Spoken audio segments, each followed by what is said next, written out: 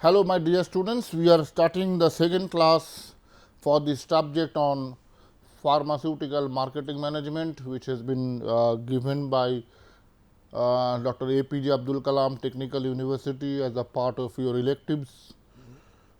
This is a course which you have to study at a point when you are about to take a decision about your future career, and this is very much important for those students who are going to opt for marketing in the long run. But also keep in mind that those students who are going in production or those students who are going in quality assurance, quality control, one day or the other during the experience gaining, they will be achieving various milestones and get the chair of the managers in a pharmaceutical industries. And whenever he or she is getting the position of a manager or designated as a manager in respect to R&D, quality control, production, whatever it is, he needs to do certain functions. And in the class today, I will be mainly discussing about what are the functions which a manager needs to perform. Now, as we know that in an organization there are various functional areas. Various functional areas means in an organization there is production, in an organization there is finance, there is marketing, there is systems and so on. So, depending on the functions, we have segregated an organization into various categories, and we have allotted people with that particular expertise in that particular field. Say for example, a person who is having an experience of marketing, he has been assigned the task of marketing, whereas a person who is having a lot of experience in finance, he has been deputed the work which are related to finance. That is, depending on what sort of an experience you have, depending on what is your knack, what is your future goal, what is your expertise, you will be given a particular domain. So, a manager responsible for is generally for all in an organization. An individual manager is responsible for just one organization activity. It may be accounting, it may be a human resource, it may be marketing and sales, it may be production, it may be finance. But please remember, majority in general cases, a person who is looking after production cannot be an expertise in finance.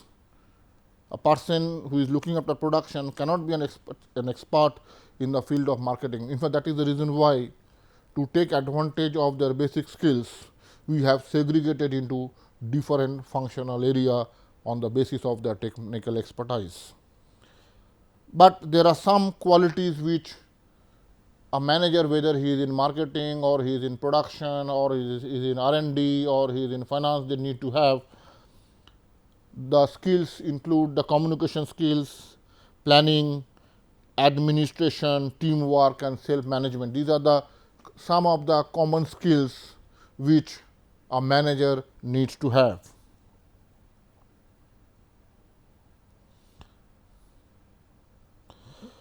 Now, in normal case, the function of a manager is to oversee the work which their team is doing. But on the top of the organization, we are having a general manager or a president or a vice president who is responsible for the operation of a more complex unit. That is, he has to take care of the entire organization. What are the roles? Their roles include to oversee the functions of the various managers which are there, responsibility for all the activities of the unit, and he need to acquire strategic and multicultural competency to guide the organizations. And there are many other types of organizations. Now, we are moving on to whether, say for example, I am not talking of the overall general manager or a management individual at the middle or the lower level, but in whatever level an individual is, as I have told you in my last class, that they need to perform 4 basic functions. 4 basic functions all managers need to perform. They are: number 1, planning; number 2, organizing; number 3, leading; and number 4, controlling. In fact, controlling is basically a step where we compare the actually achieved level and we compare it with a pre-established level of performance which we have decided during the planning stage. This we need to identify the deviation from the actually achieved and the pre-planned stage. This particular process is known as controlling, and if there is a deviation, we need to find out the reason, and after we are getting a particular reason for it, we need to incorporate it in the next plan. In fact, that is the reason why it is basically a cyclical process. Now, let us see what are the activities we do in each individual stages in a nutshell, and later on we will discuss in details in the later on of the class. In the planning, we need to choose the goals. In the planning process, we need to select the goals, what objective we want to achieve and how to achieve. Next, we will be moving to organizing. Organizing means nothing but departmentation, segregation of the work into various groups, where we need to form the group, depute the work to the team members, see whether they are performing or not, and this process of seeing whether they are performing or not is coming under the jurisdiction of leading. That is the process of coordination. After you are giving the work to various individuals, we need to coordinate, we need to see what are the problems they are facing, we need to resolve the problems, and finally, we are coming to the controlling. That is, after the work has been done, we need to measure the actually achieved target and what target they have. If a target has been achieved very easily, it means that the target which was set during the planning process was a very easy go target. So, during the next planning process, we need to revise the target, we want to move the target a bit higher. On the other hand, if the target has not been achieved at all, there is a huge difference between what was set and what was achieved. If this gap is very high, we need to identify what are the reasons for this gap to take place, why this gap has taken place, and then we need to fulfill those problems, we need to address those problems, so that whenever in the next planning, either we have to address these problems or reduce the gap or reduce the standard or the target if the gap is very high. What I mean to say is, say for example, the gap between the actually achieved one and the one which we expected is very high. If this is very large, we need to identify the factors so that that gap can be minimized, or we need to reduce the gap if the target which we set was very unrealistic in nature.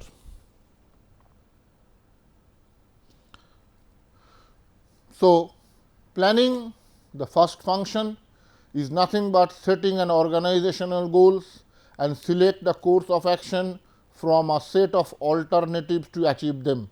That is what we are calling as the decision making process. and whenever we are making a decision, we are framing a large number of alternatives. That particular alternatives which suits best, that will be our plan of work.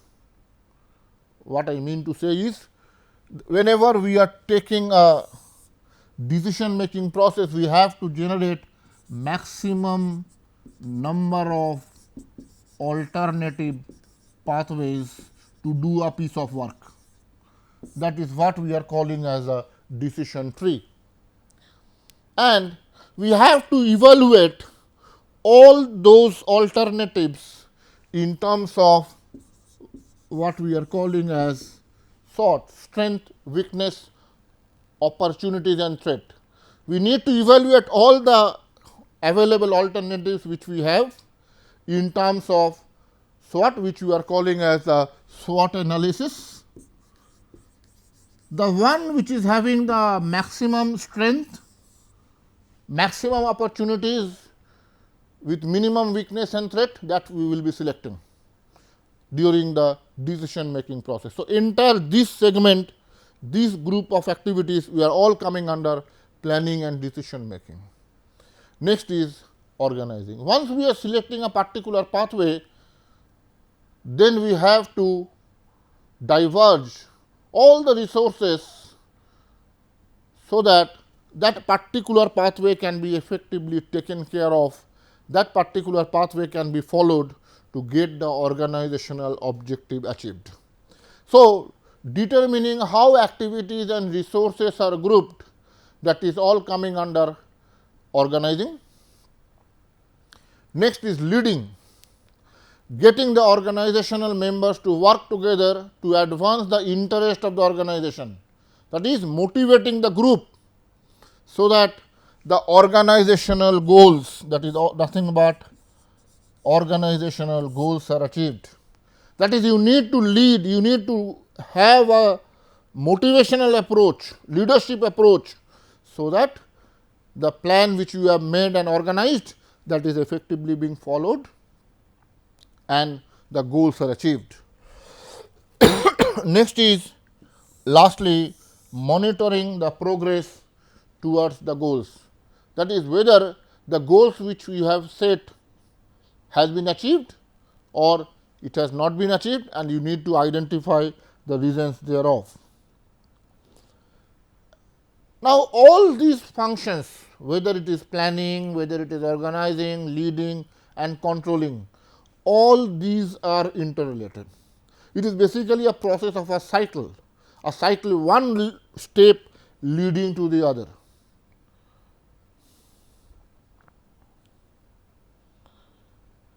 Now, people responsible for directing the efforts which are aimed at helping the organization to achieve the goals are managers. Managers are persons who plans, organizes, directs and controls the allocation of human resources, financial and information resources in pursuit of the organizational goals. That is, managers are those individuals who has to utilize the organizational resources. Organizational resources basically, as I have told you, 3 M's: men, material and money. That is, the organizational resources has to be utilized effectively for the goals of the organizations to be fulfilled.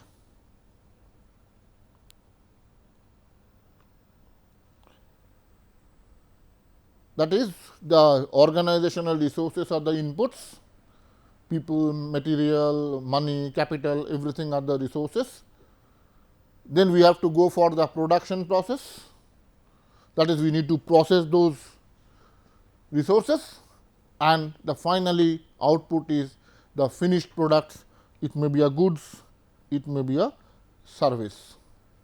So, planning involves the task that must be performed to attain the organizational goals, outlining how the task must be performed and indicates when they are to be performed. So, here there are two main keywords. Number one, how the task will be done, when the task will be done. These answer to these two questions are taken care of during the process of planning. So, planning is a process which is used by the managers to identify and select the appropriate goals and course of action for an organization. I hope this definition of planning is clear to all of you. I am repeating once again. Planning is a process which is used by the managers to identify, please listen very carefully. Planning is the process which is used by the managers to identify and select appropriate goals and courses of action for an organization. So, there are two roles. Number one, to identify and select the appropriate goals, and number two is course of action which needs to be taken to fulfill those goals. They are the two major functions of planning. Now, question is, what are the steps? The three major steps of planning are: which goals to be pursued, how should the goals be attained, and how should we allocate the resources to have this goal fulfilled. So, the three main steps of planning include: which goals to be taken care of, how should the goals be achieved, and how should we allocate the resources so that these goals is effectively taken care of. Now, the planning function determines how effectively and efficiently the organization is and determines the overall strategy of the organization. It means that how this activity should be taken care of in order to maintain the strategy of the organization.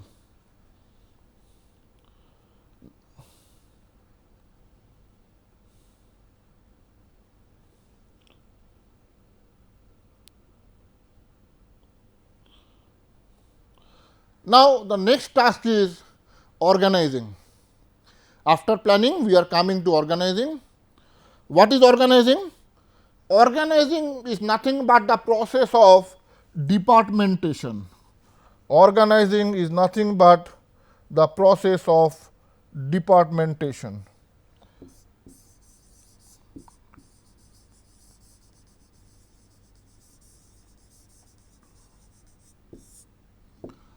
Organizing is nothing but departmentation. That is, you are assigning the similar activities which are having a similar sort of a strategy under one group of individuals.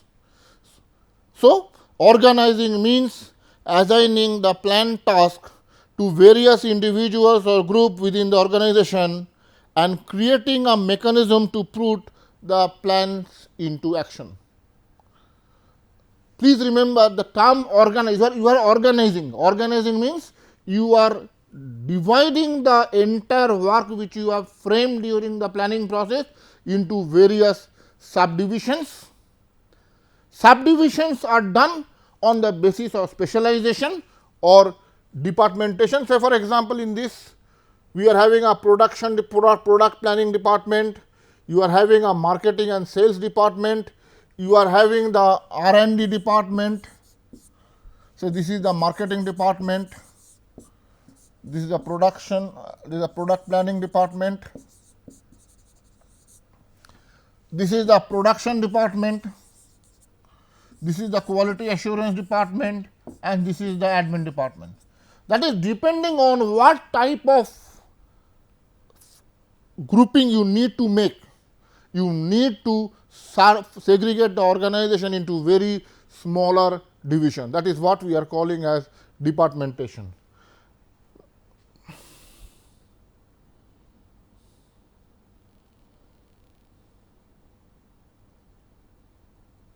So, organizing is nothing but a process of deciding where the decisions will be made, who will perform what task and job, and who will report to whom in the company. So, there are three questions in the organizing itself what we need to take care of.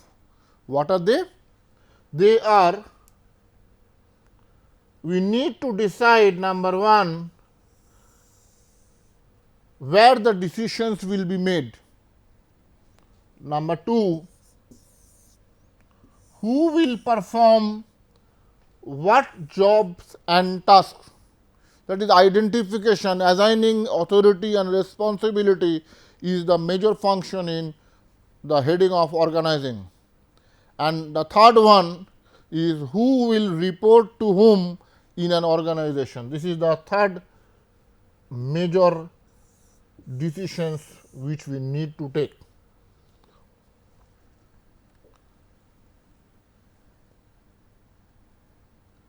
If you look at the entire process, the objective of the entire process, and we try to correlate with the 14 management principles of Henry Fayol, where he suggested that there should be a scalar technique. That is, one individual should be receiving instruction from one person and he or she should be reporting to his boss, and there should be only one reporting authority. That purpose is reflected in the process of organizing. So, finally, organizing is defined as the process of deciding where the decisions will be made, who will perform what activity, and to whom a person will report in an organization. So, quickly summing it up, organizing, a manager creates the structure of the working relationship between the organizational members that best allows them to work together and achieve the goals. Managers will group people into departments and accordingly the tasks will be performed. The departmentation has to be taken care of on the basis of the expertise. The departmentation has to be taken care of on the basis of their expertise. Managers will also lay out the lines of authority and responsibility. This is very important. You need to assign both authority as well as responsibility to an individual. Say for example, you are assigning only authority, no responsibility. What will they do? The people will take decisions at random because they know that they do not have the responsibility if anything goes wrong. The people do not have the responsibility if anything goes wrong. So, automatically responsibility has to be assigned. Whenever you are giving authority, you mandatorily have to give responsibility. Let us come to the other figure. You are giving responsibility, but you are not giving authority. You are giving responsibility, you are not giving authority. What will happen? A person is having the responsibility to carry out the work, but he does not have the responsibility, the authority to take decisions. For every decision, he has to wait for somebody else. The entire process will be delayed, and as you know, all activities are time bound, that will not be done. Therefore, both authorities and responsibilities has to be given to a person to carry out the work. An organization structure is an outcome of the organizing. This structure coordinates and motivates the employees so that they work in group to achieve the goals. Next, we are coming to the third function, that is leading. Leading or influencing means guiding the activities of the organizational member in an appropriate direction. The purpose is to improve the productivity. The purpose is to improve the productivity. The main objective of a manager is to motivate a group of individuals so that they feel that if this goal of the organization is achieved, their individual goals will also be fulfilled. And if this sort of a sentiment, mentality comes into their mind, automatically please remember your entire group will try to give their maximum. In leading, managers determine the direction, state a very clear vision for the employees to follow, and help the employees to understand the role they need to play for attaining the goals. I am repeating once again.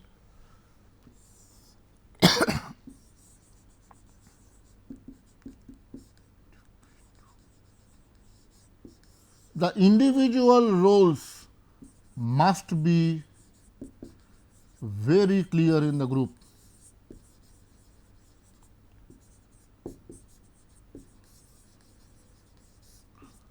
Whenever you are giving a group of activity, the individual function, what an individual has to do, that must be very clear for their achievement of goals. Leadership involves a manager using power, influence, vision, persuasion, communication skills. Now, there are two terms, one is leader and other one is manager.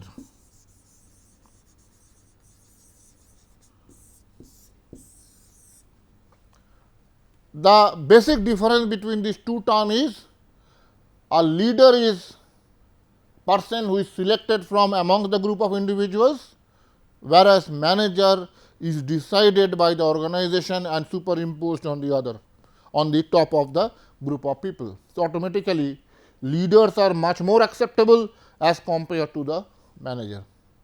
But a manager, in order to be successful, a manager, in order to be achieving the goals of the organization, he should have all the qualities which a leader has. What are they?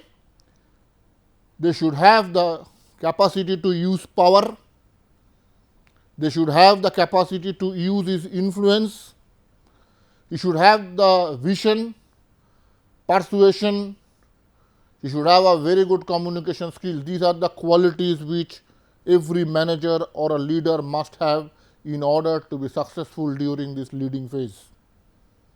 The outcome of the leading function is a very high level of motivation and commitment from the employees towards the organization.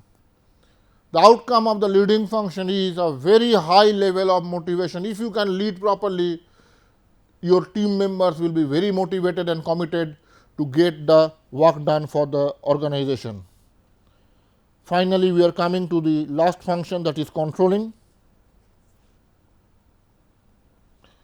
Controlling means gathering information that measures the recent performance, compare present performance with a pre-established function which I told you earlier,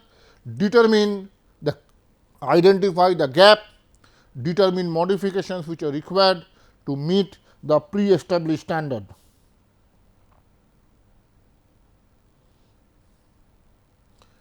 Controlling is a process by which a person, group or organization consciously monitors the performance and takes corrective actions across a period so that the goals are objectives and satisfied.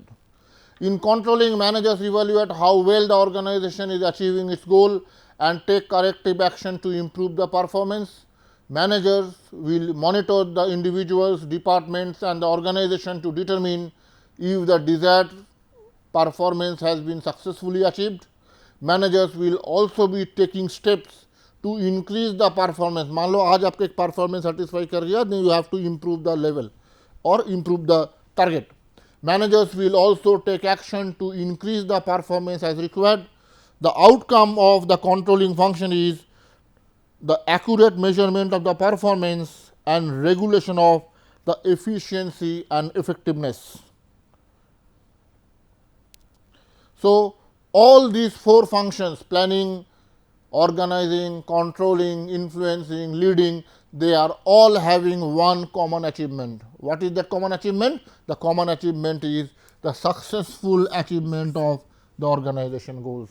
If these four functions are correct, if these four functions are efficient, be rest assured that your organization goals will be successfully achieved. With this, I am coming to the end of the class for today.